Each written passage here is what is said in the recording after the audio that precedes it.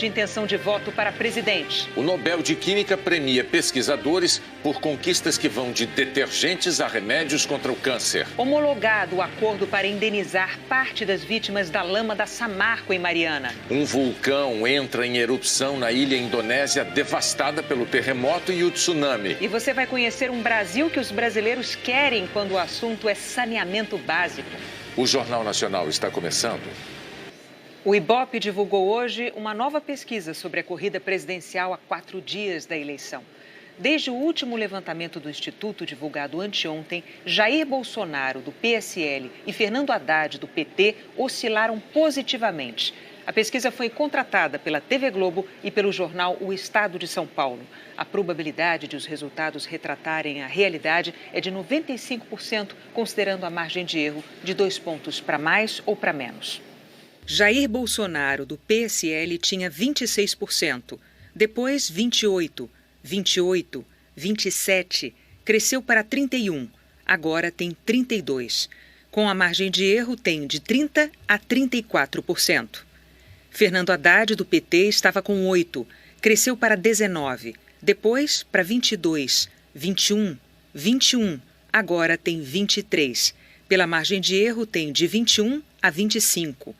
Ciro Gomes, do PDT, tinha 11%, 11%, 11%, 12%, 11%, agora tem 10%. Com a margem de erro, tem de 8% a 12%. Geraldo Alckmin, do PSDB, tinha 9%, oscilou para 7%, 8%, depois 8%, 8% novamente, agora 7%. Com a margem de erro, tem de 5% a 9%. Ciro Gomes e Geraldo Alckmin estão tecnicamente empatados. Marina Silva, da Rede, estava com 9%, foi para 6%, 5%, 6%, 4% e agora 4%. Com a margem de erro, tem de 2% a 6%. Geraldo Alckmin e Marina Silva estão tecnicamente empatados. João Amoedo, do Novo, estava com 3%, 2%, 3% nas 3 pesquisas seguintes e agora tem 2%. Considerando a margem de erro, tem de 0% a 4%. Henrique Meirelles, do MDB, tinha 3%, manteve 2% em todas as pesquisas seguintes. Com a margem de erro, também tem de 0% a 4%. Henrique Meirelles e João Amoedo estão, portanto, empatados. Os dois também empatam tecnicamente com Marina Silva. Álvaro Dias, do Podemos, tinha 3%, 2% nas 4 pesquisas seguintes e agora 1%. Com a margem de erro, tem de 0% a 3%. Cabo Daciolo, do Patriota, tinha 1%, 1%, 0%, 0%, 1% e agora 1%. Com a margem de erro, tem de 0% a 3%. Álvaro Dias e Cabo Daciolo estão, portanto, empatados. Os dois também empatam tecnicamente com Marina Silva, João Amoedo e Henrique Meirelles. Votos brancos e nulos somavam 19, 14, 12, 11, 12 e agora são 11. Os que não souberam ou não responderam eram 7, 7, 6, 7, 5 e agora são 6. Guilherme Boulos, do PSOL, Vera Lúcia, do PSTU, José Maria Eimael, do Democracia Cristã e João Goulart Filho, do PPL, não pontuaram. O Ibope também fez a pesquisa com os votos válidos. É a pesquisa que não leva em conta votos brancos, nulos e o percentual de eleitores indecisos. O TSE usa os votos válidos para totalizar a eleição. Para ser eleito no primeiro turno, é preciso ter 50% dos votos válidos mais um voto. Jair Bolsonaro, do PSL, tem 38% dos votos válidos, com a margem de erro de 36 a 40. Fernando Haddad, do PT, 28%, pela margem de erro de 26 a 30. Ciro Gomes, do PDT, 12%, considerando a margem de erro de 10 a 14. Geraldo Alckmin, do PSDB, 8%, com a margem de erro de 6 a 10. Alckmin e Ciro estão tecnicamente empatados no limite da margem de erro. Marina Silva, da Rede, 4%, pela margem de erro de 2 a 6. Marina e Alckmin estão tecnicamente empatados no limite da margem de erro. João Amoedo, do Novo, 3%, considerando a margem de erro de 1 a 5. Amoedo e Marina estão tecnicamente empatados. Henrique Meirelles, do MDB, 2%, com a margem de erro de 0 a 4. Álvaro Dias, do Podemos, 2%, pela margem de erro de 0 a 4. E Cabo Daciolo, do Patriota, 2%, com a margem de erro de 0 a 4. Daciolo, Álvaro Dias e Henrique Meirelles estão empatados. Eles também empatam tecnicamente com Amoedo e Marina. Guilherme Boulos, do PSOL, 1, com a margem de erro de 0 a 3. Boulos empata tecnicamente com Cabo Daciolo, Álvaro Dias, Henrique Meirelles, Amoedo e Marina Silva. Vera Lúcia, do PSTU, José Maria Imael, do Democracia Cristã e João Goulart Filho, do PPL, não pontuaram na pesquisa com votos válidos. O Ibope também perguntou em quais candidatos o eleitor não votaria de jeito nenhum. Bolsonaro tinha 41% de rejeição, 42%, 46%, 44%, 44%, agora 42%. Haddad, 23%, 29%, 30%, 27%, 38%, agora 37%. Marina, 24%, 26%, 25%, 27%, 25%, agora 23%. Alckmin, 19%, 20%, 20%, 19%, 19%, agora 17%. Ciro, 17%, 19%, 18%, 16%, 18%, agora 16%. Meirelles, 11%, 12%, 11%, 11%, 10%, agora 10% novamente. Cabo Daciolo, 11%, 11% nas 3 pesquisas seguintes, 10%, agora 9%. Imael, 11%, 11% nas 2 pesquisas seguintes, 10%, 10%, agora 8%. Boulos, 11%, 10%, 11%, 9%, 10%, agora 8%. Vera Lúcia, 11%, 9%, 10%, 9%, 9%, agora 8%.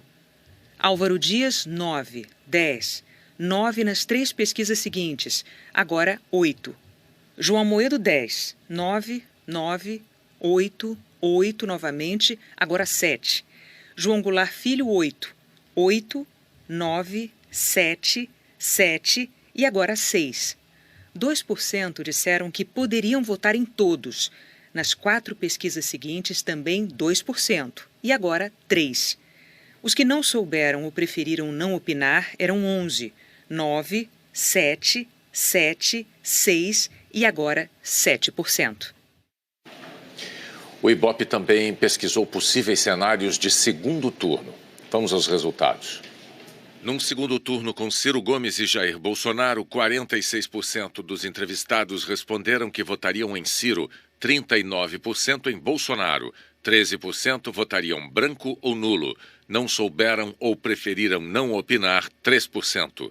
Numa disputa entre Geraldo Alckmin e Jair Bolsonaro, 41% disseram que votariam em Alckmin, 40% em Bolsonaro. Os 2 candidatos estão tecnicamente empatados. Votos brancos e nulos, 16%. 3% não souberam ou não opinaram. Se os candidatos do segundo turno fossem Jair Bolsonaro e Marina Silva, 43% disseram que votariam em Bolsonaro e 39% em Marina. Eles estão tecnicamente empatados no limite da margem de erro.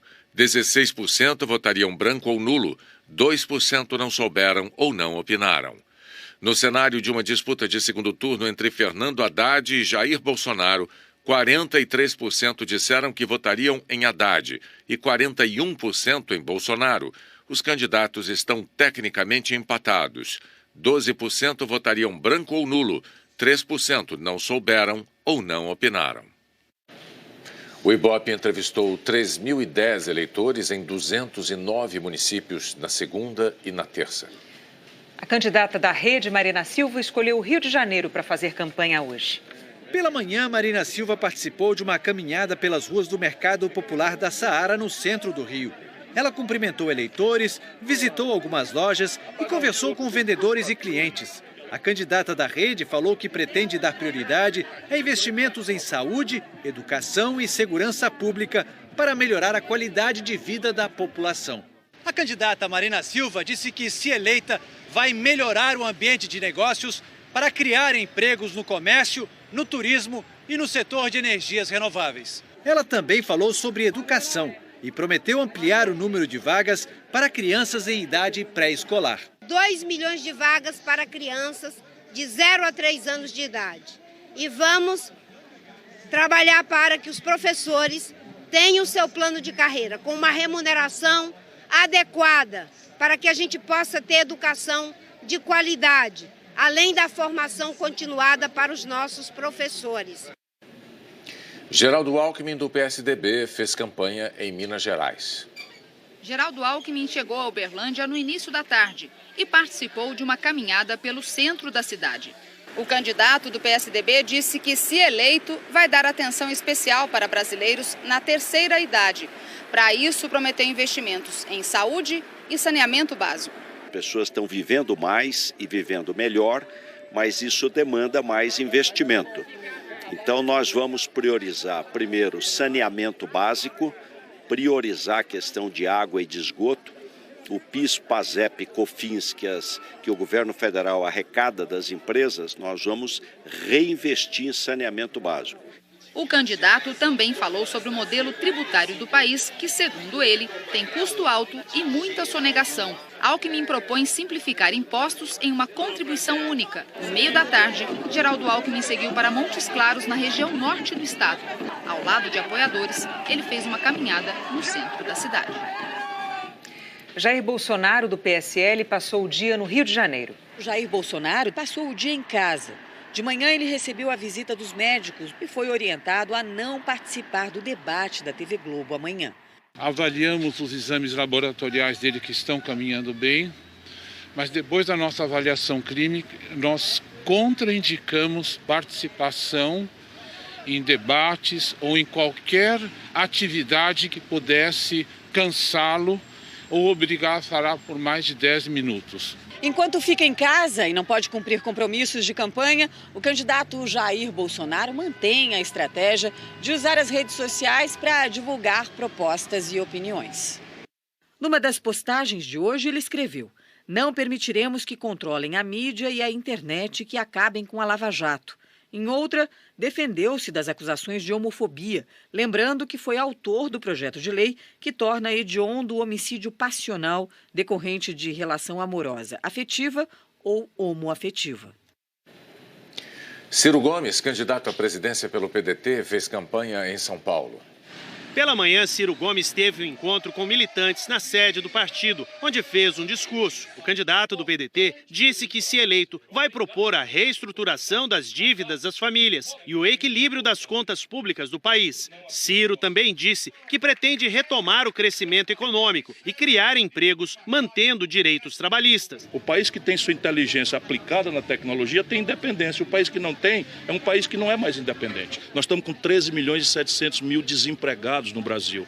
É preciso retomar a atividade econômica, fazê-la subir de 5% ao ano, e o meu projeto garante isso a partir do segundo ano de governo. Aqui, Ciro Gomes teve um encontro reservado com representantes de associações, sindicatos e federações de policiais civis de várias partes do país. Eles entregaram um documento onde pedem a adoção de um piso salarial e da criação de um fundo habitacional para aqueles que moram em áreas vulneráveis.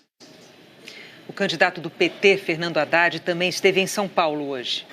Fernando Haddad se reuniu com coordenadores da campanha e falou com os jornalistas. O candidato do PT fez um alerta sobre mensagens falsas. Disse que ele e a família viraram alvo de imagens e textos ofensivos disseminados nas redes sociais e que vai fazer uma investigação para localizar a origem das mensagens. Haddad falou também sobre política externa. Disse que vai aprofundar as relações com o Mercosul e buscar um acordo comercial com o México. Ele prometeu ainda prioridade ao grupo dos principais países emergentes. Os BRICS são muito importantes para o Brasil, muito importantes. China, Índia, Rússia são mercados muito importantes para o Brasil. E nós temos que aprofundar os acordos bilaterais e multilaterais com esses parceiros. O caminho da exportação é um caminho duradouro na geração de empregos. Outra prioridade, segundo Haddad, será uma reforma da Previdência. Ele disse que vai repactuar a Previdência Pública com governadores e prefeitos. A Globo e emissoras afiliadas realizaram ontem à noite, em 25 estados e no Distrito Federal, o último debate entre candidatos a governador antes das eleições de domingo. Candidatos no centro do palco. O futuro no centro das atenções. Barulho na chegada. silêncio total na hora de decidir o voto. A partir de agora, você acompanha o último debate entre os candidatos ao governo do estado antes da votação de domingo. É mais uma oportunidade de avaliar os planos, as ideias dos candidatos. Em todo o país, 143 candidatos divulgaram propostas. Só um faltou, no Tocantins. O candidato Mauro Carlesse, do PHS, também foi convidado para este debate, mas não compareceu. As regras foram as mesmas em todos os estados, com perguntas diretamente de candidato para candidato. Em alguns blocos, com tema livre. Em outros, com sorteio de temas específicos. Assuntos que refletem as prioridades de cada estado, mudando de região para região. Universidades estaduais. E o tema é tráfico e milícia. No confronto de ideias, uma oportunidade para todos os eleitores. Estamos com o auxílio de interpretação em língua brasileira de sinais. A duração dependeu do número de participantes. No mínimo 4, como no Amapá e no Ceará. No máximo 7, como em São Paulo e no Rio de Janeiro. Pense bastante e reflita, vote consciente no domingo. O futuro está na ponta do seu dedo na hora de dar o seu voto. Eu já vim escolher o candidato agora. Realmente, na conversa dele aí, que eu consegui ver a proposta dele e vi que realmente é o único que está falando a minha língua, né? No caso, a língua do povo. Às vezes não dá para acompanhar, né, na correria do dia a dia, o debate ajuda bastante a esclarecer as dúvidas. Quando tu vê as pessoas falando ali, tu chega à conclusão que esse ou aquele é melhor, é aquele que pensa que nem você, aí tu acaba votando nele. O debate no Rio Grande do Sul vai ser hoje à noite. A seguir, homologado o acordo para indenizar parte das vítimas da lama da Samarco em Mariana. E o Brasil mostra onde já existe o saneamento básico que os brasileiros querem. 3 cientistas vão dividir o Nobel de Química. Metade do prêmio vai para a americana Frances Arnold. A outra parte para o americano George Smith e para o britânico Gregory Winter. Os pesquisadores se inspiraram na teoria da evolução para desenvolver novas proteínas. E o trabalho deles ajudou a criar detergentes que não agridem o meio ambiente e até medicamentos contra o câncer. O Papa deu início hoje a um encontro de 270 bispos do mundo todo que vai durar quase um mês. O Papa Francisco abriu o sínodo dedicado aos jovens, pedindo críticas honestas e transparentes. Disse que o carreirismo dentro da igreja é razão de tanto mal. Os escândalos de pedofilia têm afastado a juventude da fé católica e o Papa quer discussões sem preconceitos para uma visão positiva do futuro. A presença de 2 bispos chineses, depois de um acordo feito recentemente com o governo da China continental, comoveu o Papa de tal maneira que ele teve que interromper o discurso.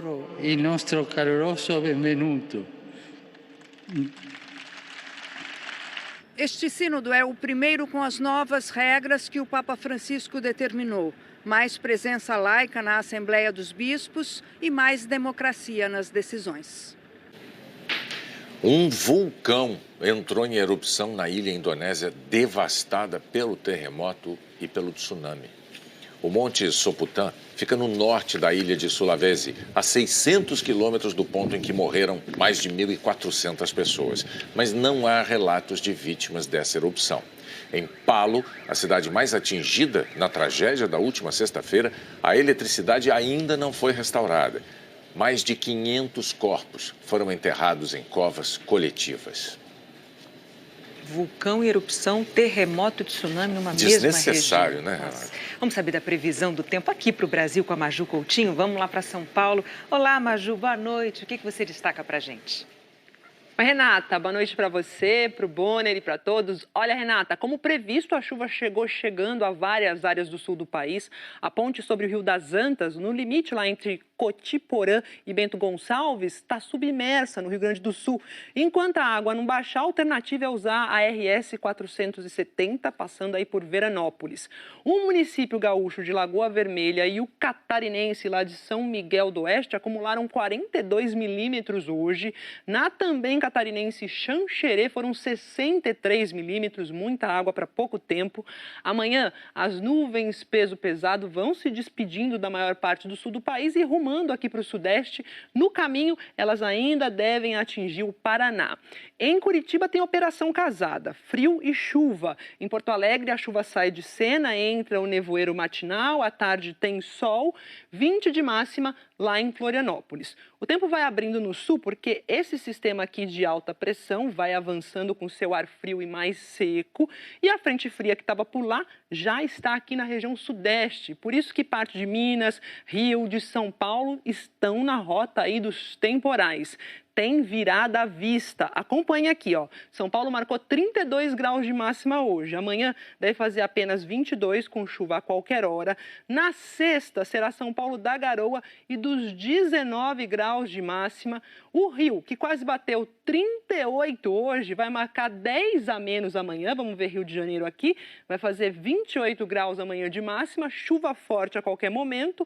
Sexta máxima cai para 24, sábado 27. BH pode ter temporal amanhã, mas ainda faz calor. 32 graus lá na capital mineira. Na sexta e no sábado, sim, Renata, vem a queda de temperatura para os mineiros. E nas outras regiões, Maju?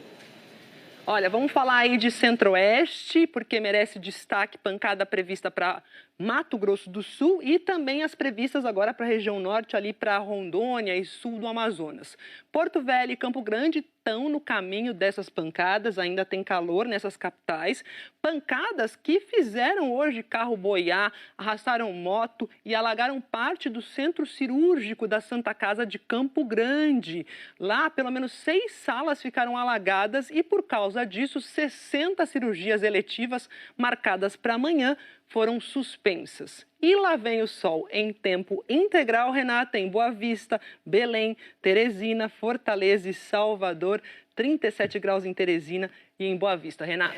Tá bem quente amanhã por lá. Tchau, Maju, até amanhã. Tchau, até amanhã. A Justiça Federal em São Paulo aceitou denúncia contra 14 pessoas por associação criminosa e fraude à licitação no trecho norte do Rodoanel. Rodoanel é uma obra viária importantíssima em São Paulo que se arrasta há muitos anos. Entre os réus está Laurence Casagrande Lourenço, ex-presidente da Dersa e ex-secretário de Transportes durante o governo de Geraldo Alckmin, do PSDB. E também Pedro da Silva, ex-diretor da estatal responsável por obras viárias. Os dois já estiveram na prisão, mas foram soltos por determinação do Supremo Tribunal Federal. A juíza Maria Isabel do Prado afirmou que a denúncia tem elementos suficientes de provas.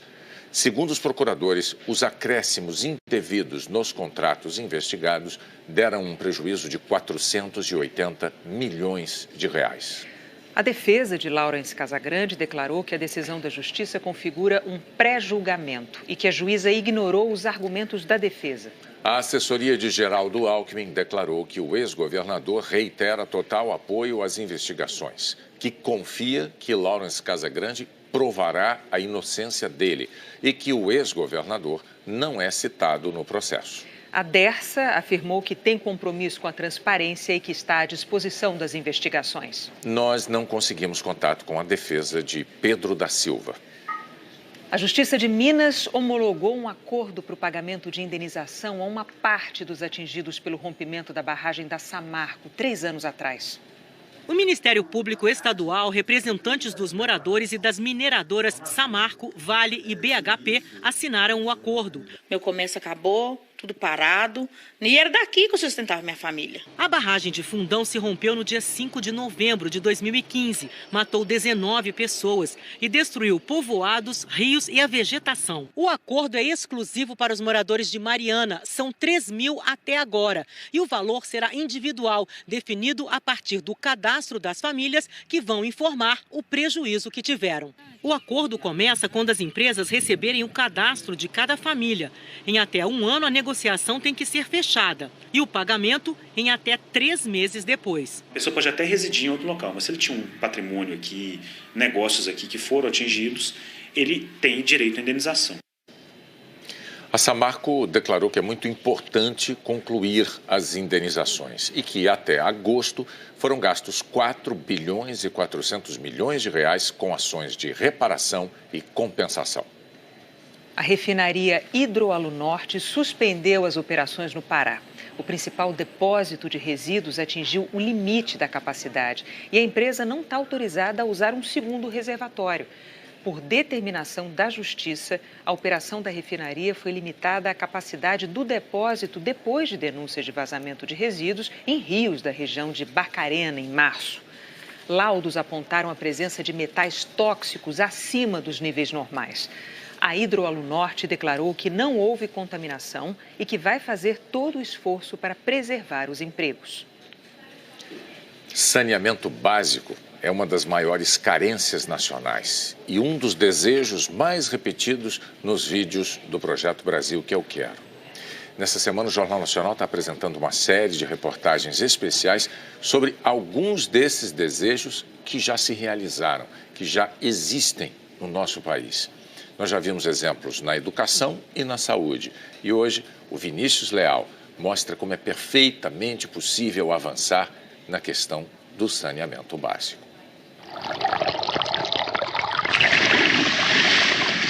Água doce, em abundância. E tão grande como os rios da Amazônia é o drama de quem está ao lado deles e não vê essa água chegar em casa. Eles chegam com facilidade, atraídos pelo esgoto que corre pelas ruas. A água é meio amarela, ninguém faz uso da água da rua, não.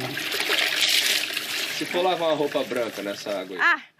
Acaba com a roupa. Não presta não, mancha tudo. Nessa terra, na margem do rio Tapajós, mora um brasileiro que não aguenta mais ver isso. Meu nome é Efraim Santos Matias e falo de Itaituba, estado do Pará.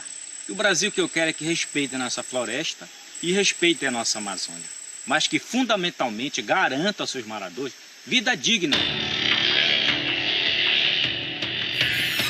A cidade do Cefraim fica longe de qualquer outra cidade porque está no meio da floresta amazônica. Aqui muita gente não tem água tratada em casa, nem rede de esgoto. Nesta comunidade, por exemplo, a Vila Nova, todos moram em palafitas e o esgoto passa bem em frente. Porque com tanta água doce disponível, ela não chega para as pessoas. É hora de conhecer o Cefraim.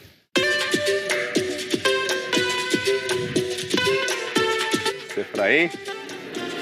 Ô, rapaz, prazer te conhecer, Vinícius. Tudo bom? Itaituba aqui no Obrigado, Pará, cara. né? O Cefraim é servidor público, mora com a mãe, irmã, a mulher e o Joseph, o primeiro filho.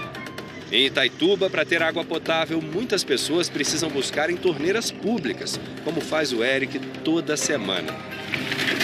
Carrinho, galões e mais de 2 quilômetros pela rua, carregando tudo. Estamos chegando, graças a Deus. Eu pensei, disse, por que eu não posso também contribuir, né, com o Projeto Brasil que eu quero? Qual Itaituba que você quer? Uma Itaituba com água potável, um saneamento básico. A voz do Cefraim se multiplica como num coro. O que eu quero para o meu Brasil é que todos os rios e córregos brasileiros possam ser banháveis. Nós não queremos esse Brasil aqui, atrasado, ainda sem saneamento básico.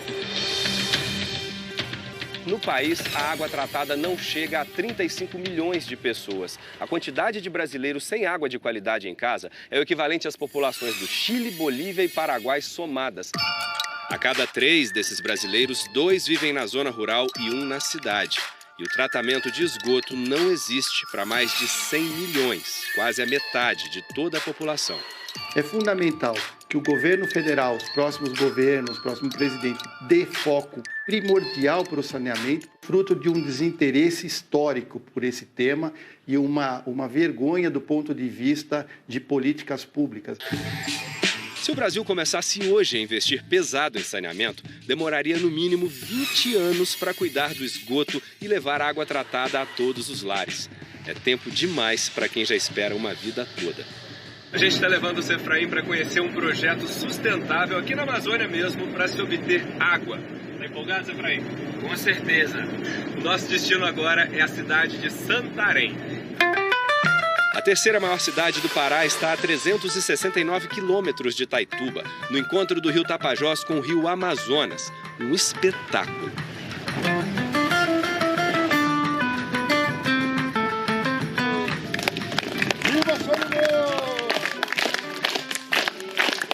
Estamos na aldeia Solimões, na reserva extrativista Tapajós Arapiuns. Os índios Kumaruara celebram a chegada da água pura.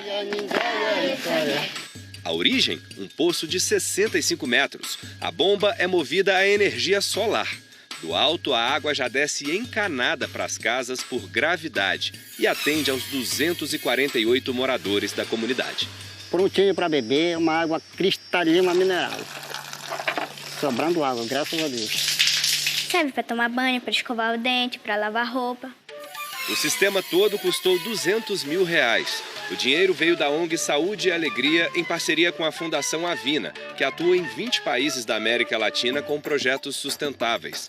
2.700 pessoas já foram beneficiadas na região. Tudo é construído junto com eles. E aí eles passam a ter também uma sensação de pertencimento. É deles aquele sistema. Inadmissível, em pleno terceiro milênio, perder criança por causa de diarreia, de desidratação, por beber água de rio contaminado. Do outro lado do rio, na Floresta Nacional do Tapajós, a aldeia Taquara dos índios Mundurucus mal pode esperar pela água. A caixa d'água já foi feita e as placas solares chegaram. Todo mundo ajuda e aprende a instalar. Pra cá. Abaixei, papai. Você pensa que eles podem amanhã, uma família dessa, casa uma pessoa, constrói uma nova casa e eles já sabem fazer a expansão do sistema. Que experiência, hein, Zé Efraim? Será que dá para levar para Itaituba? A prefeitura poderia entrar com a placa e a comunidade com o trabalho, né? E esse projeto tem trazido qualidade de vida para todos os seus moradores. Mas o caminho ainda é longo para se ter a água de qualidade de que o Brasil precisa.